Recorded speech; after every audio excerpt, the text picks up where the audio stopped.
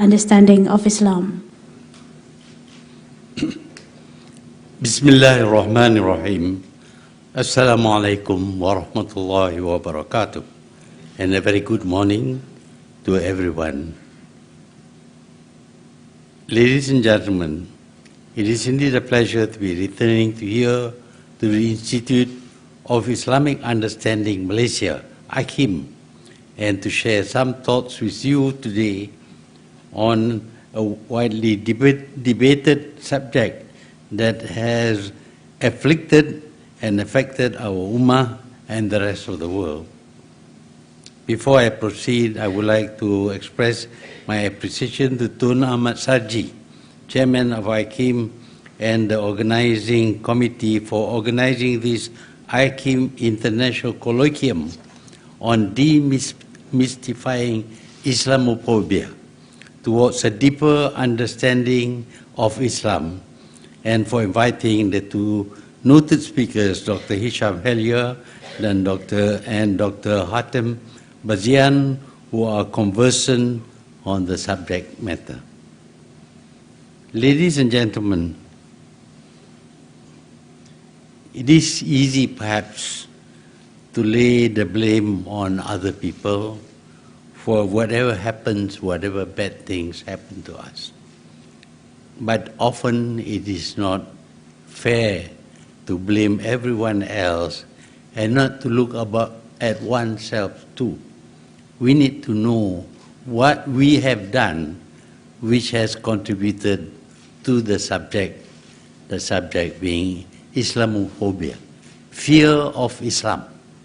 We know this is a term that has come into use quite some time now, and it is taken as an expression of the fear of Islam and Muslims in the world. Obviously, it was not invented or coined by Muslims. It was invented and coined by those who do not like Muslims, who are in fact enemies of the Muslims and of Islam. We can go back to past history as to the conflicts that had occurred many, many times within Islam and the Muslims and those of other religions, in particular of the Christians. Europe is known as Christendom, the place, the kingdom of the Christians. And when the Eastern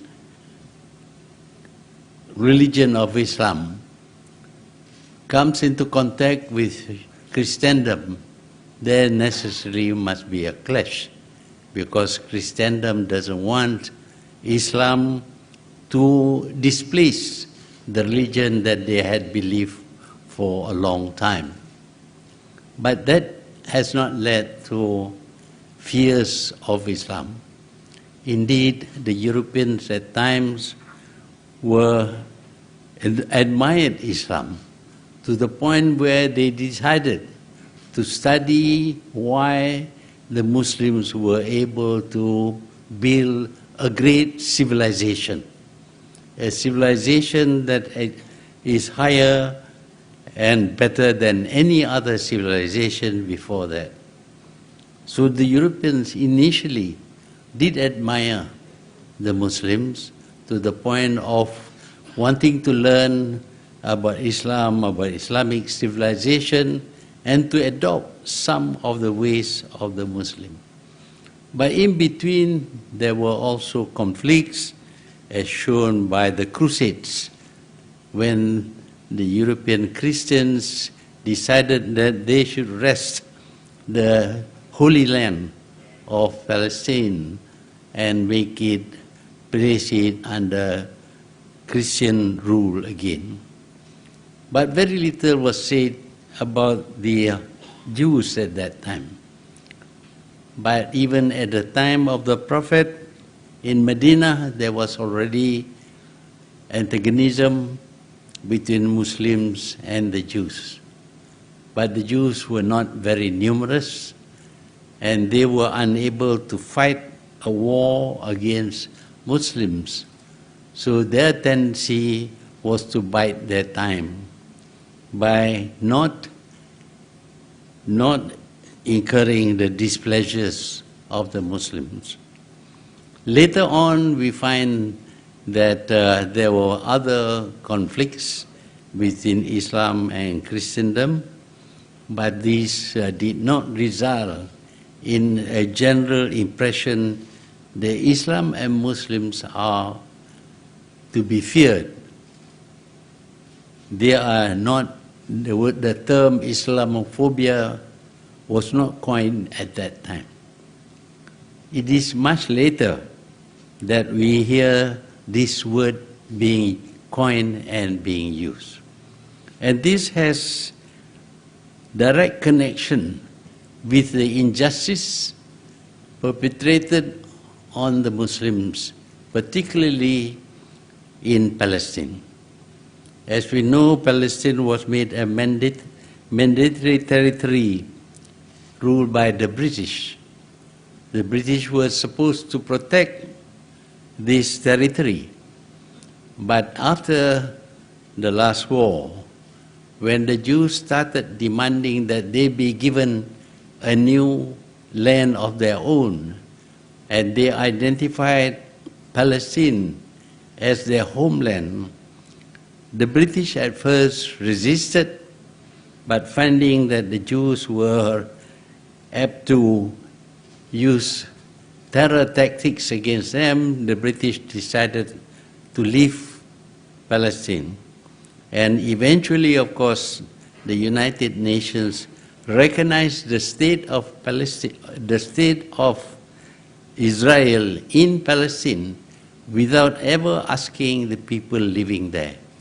There was no plebiscite, no referendum, but the United Nations, which is supposed to be a very democratic association, decided to give a part of Palestine to form the state of Israel. Naturally, the people of Palestine, most of whom were Muslims, Arabs, were not happy with the recognition of Israel, especially after the Israelis actually carried out a war of terror against the Muslims there, the massacre of Deir Yassin, for example, and they were finally expelled from their own country without compensation or anything being given for this expulsion. They were not only expelled, but they were also oppressed by the Israelis to the point where almost all the Arab Muslims of Palestine had to leave Palestine and be refugees in many countries. Naturally, they would want to take back their country. How could they take back their country when they were so very weak? And so they got the sympathy of three Islamic nations, namely Egypt, Syria, and Jordan. There was a conventional war waged between these three allies against the Israeli state. They could have won, but unfortunately the European countries which had backed Israel went to the rescue of Israel, and the three countries were defeated. There was another attempt at conventional war when the armies of Egypt crossed the Suez Canal into Israel. But again, we find that the Europeans who had created the state of Israel, the Europeans came to the rescue of Israel and defeated the Egyptian army. It became clear that frontal attack using conventional methods would not achieve the target of getting back Palestine for the Palestinians. For some time, there were attempts at diplomacy, etc., but these yielded no result. Eventually, of course, a new party was formed by Yasser Arafat. But even then, there was no success. The whole world watched as the Israelis oppressed the Muslims around Palestine, around Israel. They took land and they did everything that was forbidden under international law. They eventually started setting up settlements on land belonging to the Palestinians. And the world said nothing, did nothing to stop the Israelis, because this is a kind of conquest without war. There has been no occasion in the history of the world when one country sets up settlements in another country and did not allow the country, the host country, to even enter the settlements set up by them. But this was done only by Israel. But the world stood by and did nothing. There were many other things done by Israel which were against the rule of law, against international law, against normal practice. But the world backs Israel. In particular, America backs Israel even when Israel commits international crimes. This affected the thinking of many of the Palestinians and other Muslims as to the futility of conventional attempts to regain their land. Over time, they became very angry and very frustrated. And eventually, there was this idea that they should act on their own without any organization. Individuals decided to act on their own. They couldn't fight a war against Israel. They had no tanks, they had no airplanes, they had no battleships or whatever. They had only themselves. But in order to inflict damage on the Israelis, they resorted to single attacks by blowing themselves up in crowded places so as to kill the people around. Unfortunately, they were not very selective. They merely blow themselves up and kill a lot of people, most of whom were not even Israelis, certainly not soldiers, but civilians who were the victims of their act. And this act became something that terrorizes the people in many parts of the world, because not only did they do these things in their own country or in Palestine or in the countries surrounding Palestine, but they went so far as to blow themselves up in Europe. And in Europe, many people were killed because of the acts of this single individual who seemed to be acting without any coordination with other forces. They seemed to be acting on their own. In one case, a man steals a truck and drove the truck into a crowd of people, killing 80 holiday makers. These were not soldiers. These were ordinary people. But this single act terrifies people, because with regard to this kind of action, there can be no prediction as to where it will happen. And it did happen in other places where people attack civilians who are not connected at all with the oppression of the Palestinians. And so it is that these acts were equated with terrorism, acts of terror. And acts of terror naturally creates fear in people. And the Western press, largely owned by Jews, played on these acts of terror and named it and said that it has created fear of Islam. And so the word Islamophobia came into being and is now frequently used and directed at Muslims as if all Muslims were terrorists.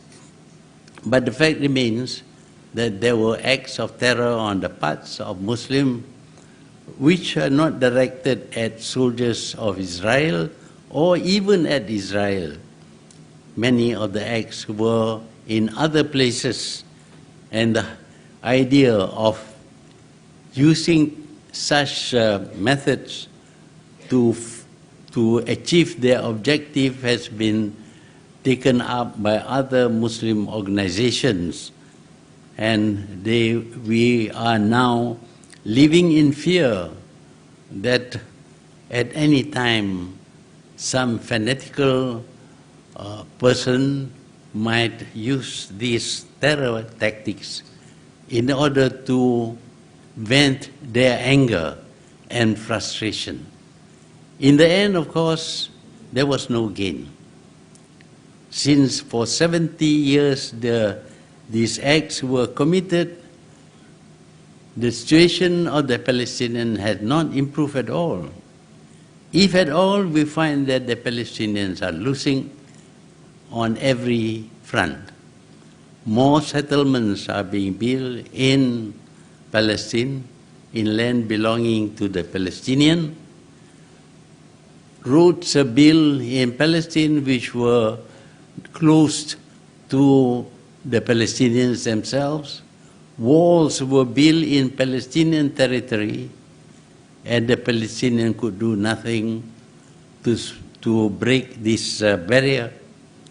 Many acts of the Israelis, ostensibly in order to protect themselves, actually caused a lot of problems and sufferings by the Palestinians. And so more Palestinians, more Muslims became very frustrated and angry because it seems that the Israelis can do anything they like and get away with it. But they themselves cannot do anything without being condemned by the whole world. So the sense of frustration and anger has grown and has become widespread. We can expect more acts of terror than a lessening of the acts of terror. The important thing is that we have to recognize the reasons for these acts of terror. These acts were due to the frustration and anger felt by many Muslims, of course including many Palestinians, over their inability to get back their land. They were acting not in order to regain Palestine, but to vent their anger and their frustration over being oppressed by the Israelis. In the meantime, the Israelis committed lots of acts of terror against the Muslims, but these were not reported, and there is no such thing as Islamophobia. There should be, but there is not, because the press is controlled by them.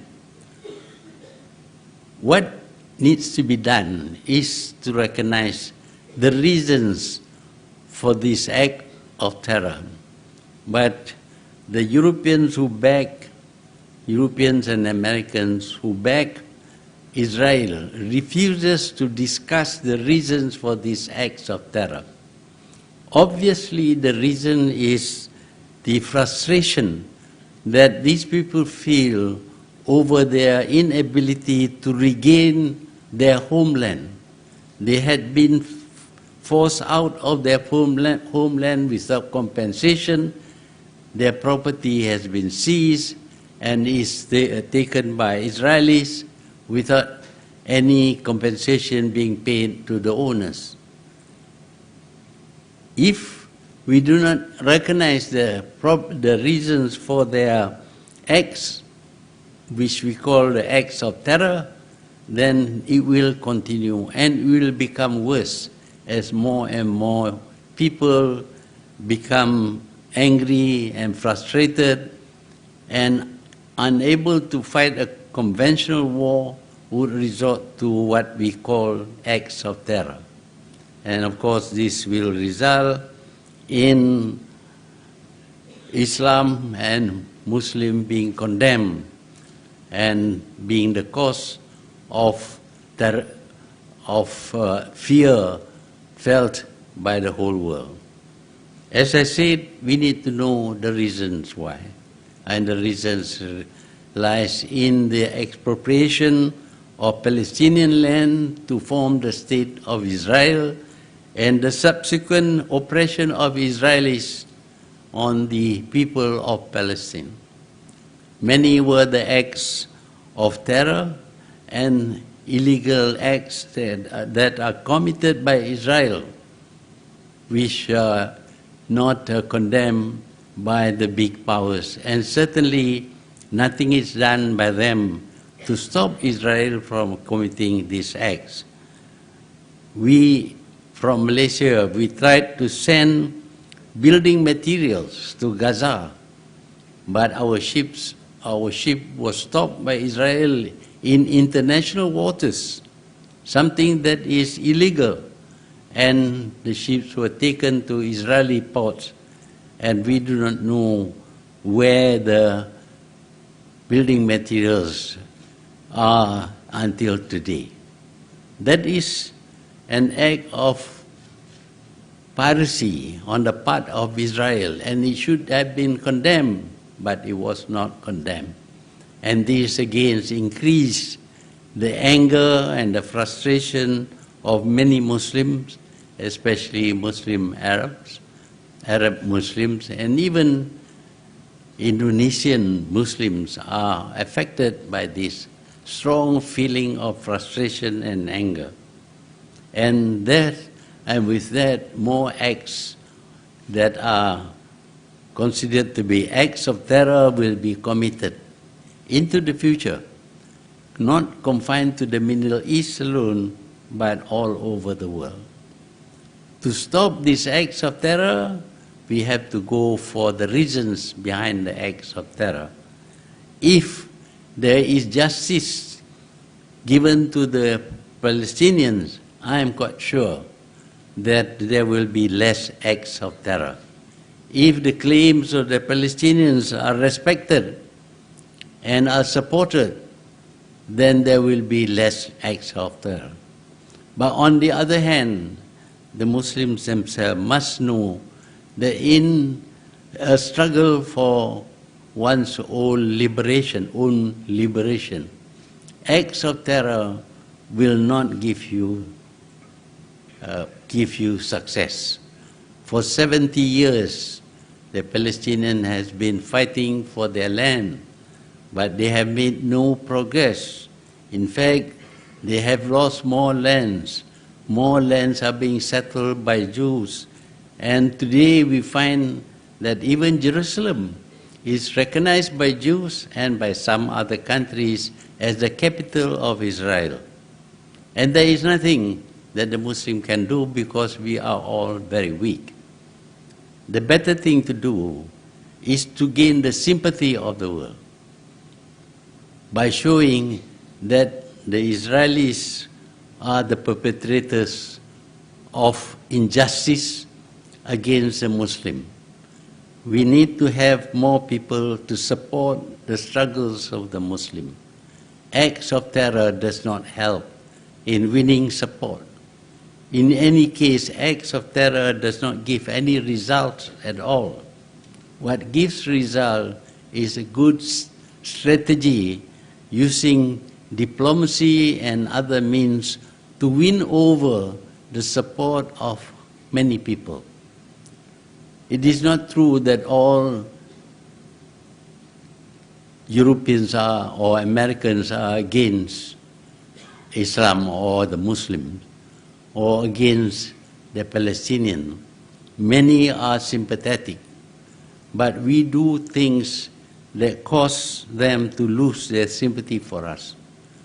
People who had gone to help the Palestinians, to work with the Palestinians, to support them, have been killed by the Muslims. This does not endear us to the world at large. We need to get the sympathy and the support of the world if we are going to stop the oppression of Muslims by the Israelis. But if we commit acts of terror, we are pushing them towards supporting Israel, because then Israel can claim that we are unable to behave normally and to be caring about the lives of innocent people. This is what is happening today. While we can blame the Israelis, we should also try to find out why the term Islamophobia was coined and applied to us. We have done things which create fear in many people. There is no necessity for that, especially when we do not care who the victims are. 80 people were mauled to death by a truck driven by a Muslim. What does it achieve? Nothing. And there were many other acts in Europe where there are people who are sympathetic towards us, but by doing that we create fear among them. What is needed now is to have a proper strategy and to avoid acting individually. No one should act on his own in order to regain Palestine, simply because you will not succeed. You will only create anger and fear in the non-Muslim world. What is needed is to have a proper strategy in order to win as much support for Islam and the Muslims from the people who today are seemingly afraid of Islam. We need, of course, to explain the teachings of Islam. That is another mistake that we make. We do not adhere to the teachings of Islam. We are more interested in following the instructions of leaders who emerge in order seemingly to fight for Islam.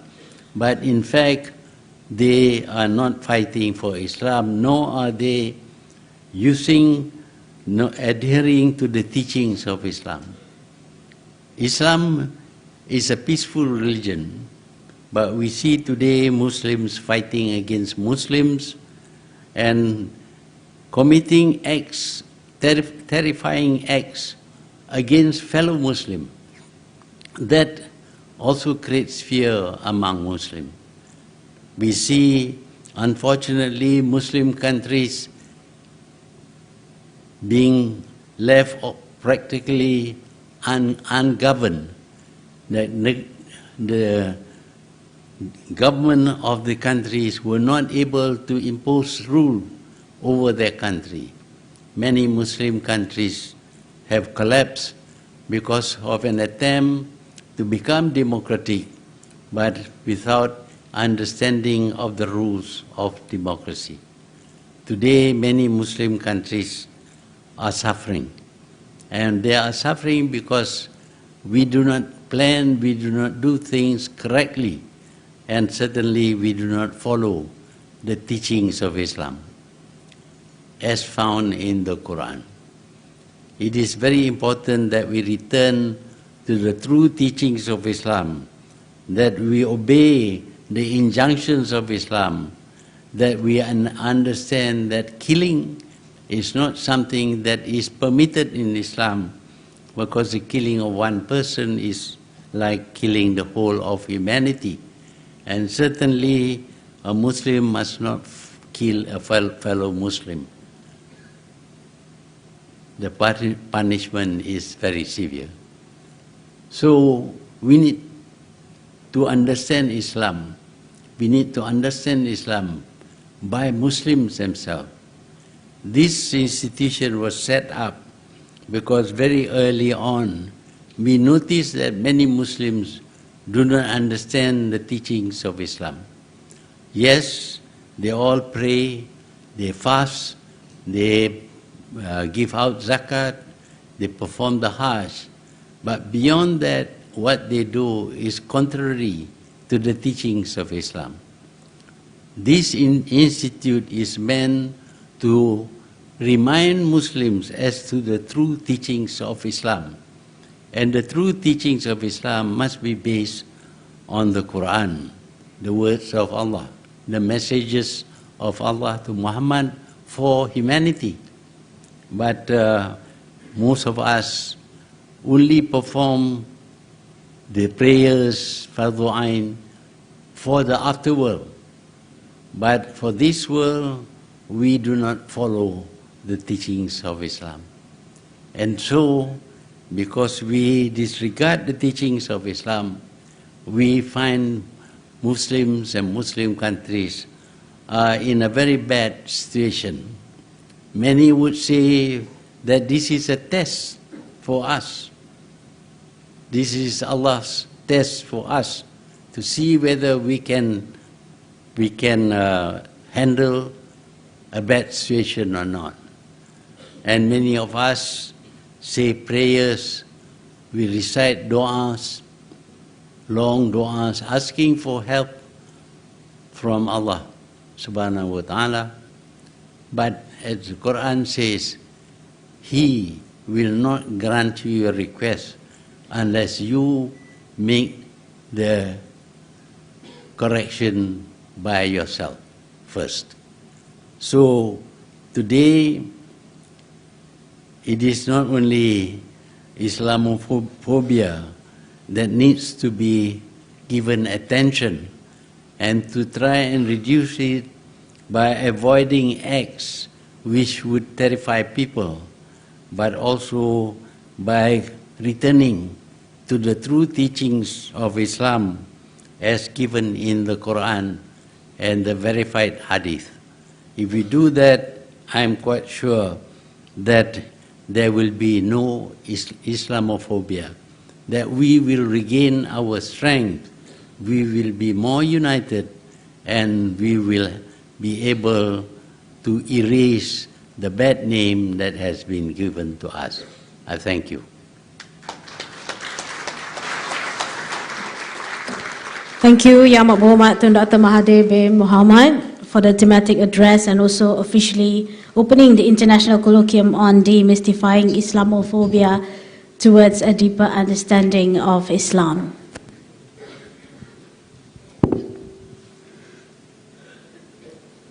Alhamdulillah. Ladies and gentlemen,